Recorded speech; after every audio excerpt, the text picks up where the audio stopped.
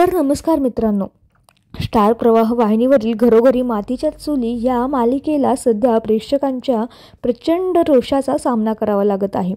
त्याचं कारण म्हणजे सध्या सुरू असलेल्या या मालिकेचे कथानक आहे। घरोघरी मातीच्या चुली या मालिकेने फार कमी दिवसातच प्रेक्षकांची मने जिंकली होती, मात्र आता या मालिकेचे कथानक हे भलत्याच दिशेला जात आहे। सध्या मालिकेमध्ये जानकी आणि ऋषिकेश यांना घराबाहेर काढण्यात आलेलं आहे आणि आता त्यातच त्या दोघांनी शेतकऱ्यांसाठी एक नवीन कंपनी देखील सुरू केली आहे। मात्र दुसरीकडे ऐश्वर्याने त्यांचं घर गहाण ठेवलं आहे आणि त्याचमुळे आता रणदिवे जे आहे ते रणदिव्यांचे घर वाचवण्यासाठी जानकी धडपड करताना दाखवण्यात आली आहे।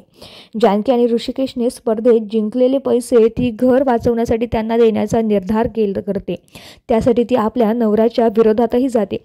नुकताच समोर आलेल्या प्रोमोमध्ये शेतकरी तो 25 लाखांचा चेक बँकेत भरायला जात असताना त्याला अडवण्यासाठी जानकी धावत जाते आणि आता तिचा मोठा अपघात होताना दिसतो। त्यामुळे जानकीचं हे वागणं पाहून प्रेक्षक मात्र प्रचंड नाराज आहेत।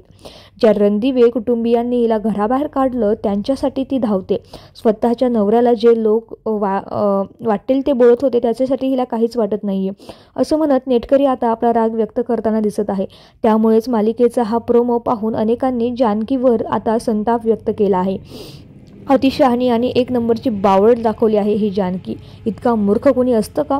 त्या ऐश्वर्याने हिला घराबाहेर काढलं तरी निर्लज्जासारखी तिथे जाते। स्वाभिमान आहे की नाही हिला?